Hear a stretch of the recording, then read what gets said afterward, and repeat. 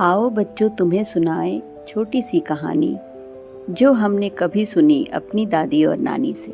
बहुत समय पहले की बात है। जलपुर नाम का एक सुंदर सा जलराज था, जहाँ रहती थी एक छोटी सी चंचल बूंद, राजकुमारी बूंदी।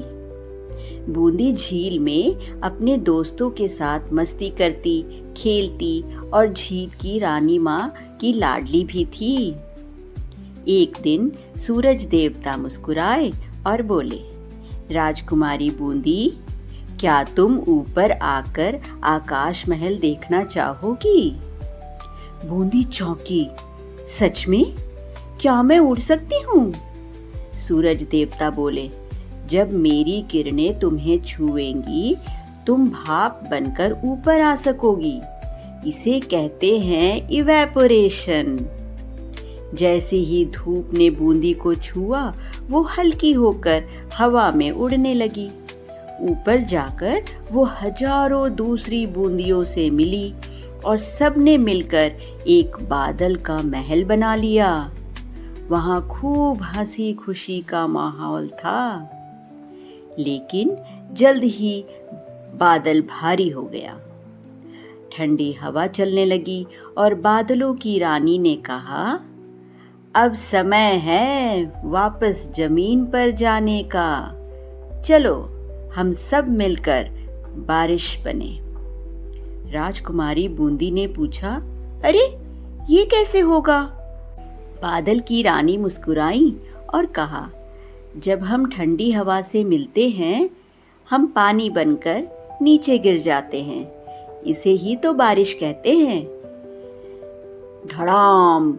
बूंदी गिरते गिरती एक पहाड़ के जंगल में पहुंच गई। वहां से वह छोटी सी नदी बनकर बहने लगी, कभी खेतों में, कभी गांव से होकर, और अंत में एक बड़े समुद्र में जाकर मिल गई। कुछ बूंदियां जमीन में चली गई और जमीन के अंदर समा गईं। कुछ नदी के साथ वापस झील तक पहुंच गईं। अब बूंदी बहुत खुश थी।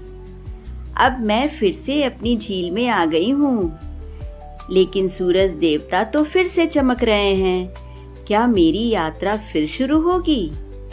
झील की रानी हंसकर बोली, हाँ राजकुमारी, यह एक अंतहीन यात्रा है, जल चक्र, और इसे ही तो वाटर साइकिल कहते हैं। तो बच्चों, आज हमने देखा कि ये साइकिल लगातार चलता रहता है और यही प्रक्रिया पृथ्वी पर पानी की मात्रा को बनाए रखती है और सभी जीवन के लिए बहुत ही आवश्यक है।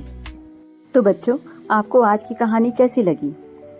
कमेंट बॉक्स पे कमेंट करके ज़रूर बताइएगा। अगर आपको कहानी पसंद आई हो तो लाइक करें और मेरे चैनल को सब्सक्राइब करें। जल्द ही फिर से मिलते हैं अपनी दादी के पिटारे से एक और दिलचस्प कहानी लेकर।